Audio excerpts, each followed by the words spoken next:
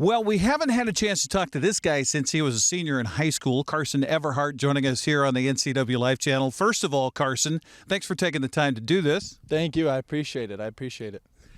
You might see the little WV on his chest here. West Virginia is where he's at now, playing some college football. Okay, we gotta back up the truck a little bit. Talk about Eastmont graduation. Then how did you end up in West Virginia? So I signed that scholarship with Simon Fraser, and that was right as COVID was happening. So I just didn't feel very confident going to Canada with the whole world shutting down. Right. So I tried to back out of that, and that whole situation was super interesting. So I ended up just doing a year at Eastern Washington, just an online student there, the first year of COVID. And then after that, I moved to Scottsdale, Arizona. And I was just a personal trainer down there, and I just met the right guy at the right time. And he knew a guy who knew a guy, and that's how we got the ball rolling, simply.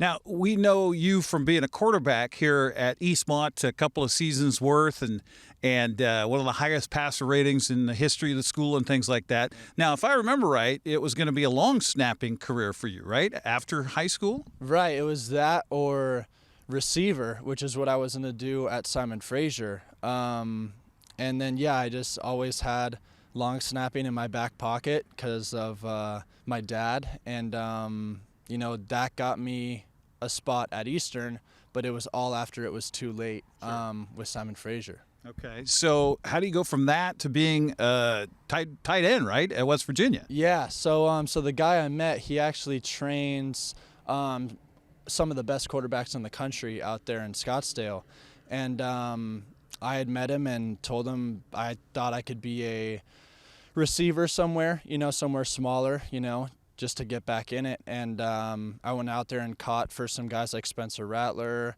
Nico Markiel, Will Haskell. He plays for UW. Mm-hmm. He's in the championship, so that's pretty sweet. I just went out there and was catching the ball well and running well, I guess, and he called a guy from West Virginia, and they came down and looked at me, and after one session, it was it. That's funny in life too, and I've found this quite a bit. It's a lot of times who you know, not necessarily what you know, but you still have to prove yourself once you get in front of whoever counts. Right. Yeah. Exactly. Like I could have talked the talk, but then I go out there and I'm dropping balls, looking like a goofball out there. They're gonna say, "Who's this guy?" So it was really just trusting. What I know. I had that one catch in high school for 2 yards, so I had that training down, had a lot of reps at that. So it's just always been something, just screw around in practice and just catch balls and just have fun, and that's kind of where it started from. How did the world change for you going to West Virginia and D1 school and huge? And we were talking before we got on the air here about the size of the athletes and the incredible makeup of these athletes. How earth-changing was that for you? Right. The first day I get there, I see guys like Sean Martin, who's on our defensive line. He's about 6'8", over 300 pounds, and he's catching our running back on an outside zone, and I'm just like, that shouldn't happen. Guys like Lee Koba, who just look like he's built in a lab. E.J. Horton, who runs almost 23 miles an hour. Like, that's just something that I've never experienced, and seeing all of that right around me every single day is just something super cool to experience, and I get to play with them too, so it's cool to just be surrounded in that. Now, I know things have changed as far as practice and how much you get hit and things like that, but tell me about the first time you got really socked by one of those guys. Man, it's definitely a different feeling. In high school I was used to running guys over, and in Power 5 football it's really hard to do that, especially against our guys. But it's football. I like getting hit, so it was definitely, wow, you got me, but let's go do it again. I'm gonna get you this time. Talk about life in West Virginia. The world gets pretty small. You get to that side of the country. I mean, if you're not familiar, the hometown for West Virginia is a little bit south of Pittsburgh, I think, and you're a little east of Washington, D.C., and everything's close there, right? Right, yeah. We're super close to really everything. Everything's about a 2-hour drive away, similar to here, which is pretty cool. But, yeah, man, that city has awesome fans, awesome people. You're not going to find much better people, but they care a lot about football, which is something I think everyone can appreciate. Now, you've got a couple of guys that have followed you after your career here at Eastmont that have just signed to go play college ball. For those who aren't familiar, I got a chance to play a little bit in college. It's a different world, isn't it, in that it becomes a year-round job, basically. Yeah, there's no time for other sports. You're not playing 3 sports or doing all of that. We finished our bowl game about a week ago, and starting next week, we're doing, I think, a 16-week lift program through the winter and spring, and then it's right into spring ball, right into summer camp, right into fall camp, right into next season. So it's truly a full-time job, which I like, though. It takes up a lot of my time. Now, I was perusing your Instagram a little bit and trolling you a little bit there, but I mean the facilities, everything else, that had to be just kind of jaw dropping when you walked onto the campus. Yeah, they're top of the line. First day I got there, I got a tour of everything, and it was just mind blowing. The locker room is insane. The weight room is as big as the stadium almost here. It's just insane. It's huge. The stadium holds 62,000, so that's just something I've never seen, is seeing everything and how big it is and how great it is. Yeah, it was just mind-blowing. I got lost in there the first week. I'm walking through the locker room. I don't know what direction is what, so it took me a little bit to get used to it all. Now, you've got another year left, so tell us about what you hope to achieve next year, your final year.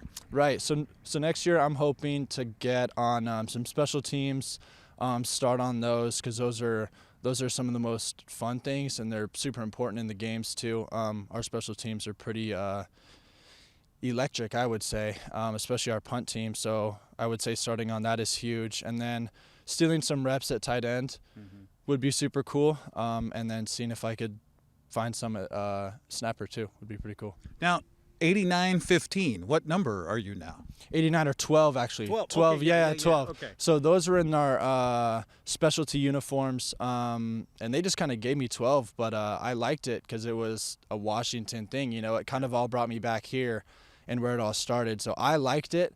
I don't know if I can keep the 12. I would like to keep the 12, but 89 or 12, I'm happy whichever number I can get, you know. We're standing here at Eastmont at the stadium he played in a couple of years here at Eastmont High School. I remember back in that your junior year, it was after the first or second game they switched you over. They changed you and Massey and put you at quarterback, and it was from then on. How did this prepare you for where you are now? With Coach Don, truly, you know, we couldn't skip workouts. We didn't screw around too much in practice. You know, we're high school kids, so we're gonna find ways to. But yeah, it's truly started with Coach Don and Coach Toller. We're huge in just like saying you're capable of doing it if you try, if you put in the effort. So as I'm there, I'm just reminded of them saying put in the effort, and that's essentially how it all started. What's your message for those that might be at Eastmont, might be somewhere else in the area that are watching this, that have that thought, man, maybe I'd like to play college football. Maybe I'd like to go beyond high school. What's your message? It's super, super cool.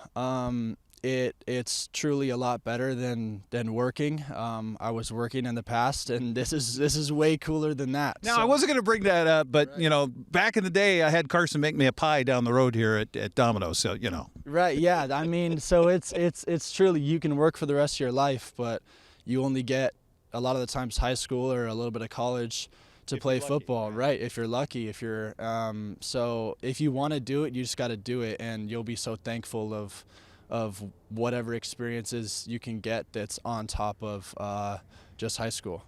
Now, if you check him out on Instagram, you're gonna see some things that have changed. Number one, he's bigger than he was back here in the day, and you've added some ink all over the place. Right. Tell me about that. Yeah, I mean, I got that done in Scottsdale. I just had extra money because I was just working so much. Like I said, it was just work in the gym essentially down there. So I pulled some money out, and I had an idea for it and just rolled with it. And I said, let's just do the whole sleeve. So I got the whole shoulder down to the wrist done. Okay, so tell me about the inspiration for the artwork. So it's essentially here. Yeah, I was going to say, I didn't want to guess that, but, you got trees, you got things like that. So I threw the Bigfoot in there, because that's just a huge part of the area. And no matter where I go, how far I've gone across the country, any experiences I do, it all came from here. So I just wanted to always have home with me, on me. What do you tell those in West Virginia, of course they're from around the country, about Washington State, about East Wenatchee? They probably think, where in the heck is that? Right. They never know how to say it. Nobody ever knows how to say our city name. But I show the guys on the team, and they're just like, that place doesn't look real. The beauty out here is so much, it's unique, I guess. You're not going to find it anywhere else, and I show it off a lot. I went up skiing and showed our guys, and they were just in awe, truly. Yeah. So do you take? I imagine with the ink you got on your arm, you must take Wenatchee and home with you no matter where you are. Yeah, truly. And it's super cool because sometimes I am out there in Arizona. I was just like sitting there, wishing I could just be here again. Just eat at El Portone or just little places like that. And seeing it on my arm, I guess, helps me feel like I kind of have it always with me. Okay, so your first experience walking out from your home stadium, because the traditions back east are huge. Yeah. Talk about that. I imagine that's just probably still goosebumps for the rest of your life. Yeah, just hearing that cannon fire off, and ran out there in the smoke and just seeing, I think it was 40 or 50,000 fans in our first game just cheering for us was super, super cool. I think in the Battle of the Bridges there was 4,000 or 5,000 people here. Right. And which felt huge. Yeah, in the moment there was a ton of people here. But and then in the pit game was unreal. Singing Country Roads after that with 62,000 fans there. That was truly the best experience I could ever have on a football field. Okay, so when you think back here to your 2 years starting quarterback at Eastmont, what's the number one thing that comes to mind? That touchdown pass to Wesley on 4th down in the Battle of the Bridges my senior year, man. That I tell this story all the time. I had no idea it was 4th down. I didn't know what yard line we were on. We called a timeout right before because I was confused on the play call. Me and Coach Donner out there screaming at each other in the middle of the field. So how it all happened was just hilarious, and I love telling that story. But yeah, I had no idea. I just knew Wesley was down there, and it just happened how it did. Okay, just because of that, we're going to play that right now here on the NCWLIFE channel. 4 years ago, it was an Eastmont 5-point win. 3 years ago, an East Point 3-point loss. 2 years ago, a 2-point win in overtime. Last year, a 1-point win. Can Eastmont pull it off here again? 4th down coming up. 9, low snap to Everhart. Throws down, looking for the end zone, looking for Michael Williams. Touchdown Eastmont! Touchdown Eastmont! No flags down, 24 yards. Wildcats take the lead. What a great call by Coach Don and the coaching staff. Totally took the Panthers by surprise. And turned it over on downs. And you can't say enough about the Eastmont defense on that goal line stand to turn the ball over on downs, and that will do it as Carson Everhart raises a hand into the air aloft, goes over to the red zone with 5, with 4, with 3, with 2, with 1. won, and there will be another day in the existence of the 2019 season for the Eastmont Wildcats as they knock off the Wenatchee Panthers here in the Bridge of Sportsmanship, 28-24. How about that? All right, so that's a pretty cool memory. Well, best of luck. Thanks for taking the time. Welcome home, even though he's freezing to death right now because it ain't like this back east. Right. But congratulations on being able to represent so well. Thank you so much. I appreciate it. I love this city, and yeah, it's all up from here. Okay. So what's the cheer? Is it go Mountaineers? Is it what do you guys say? Let's go Mountaineers. Okay. All right. Let's go Mountaineers. There you go. Carson Everhart here on the NCWLIFE channel.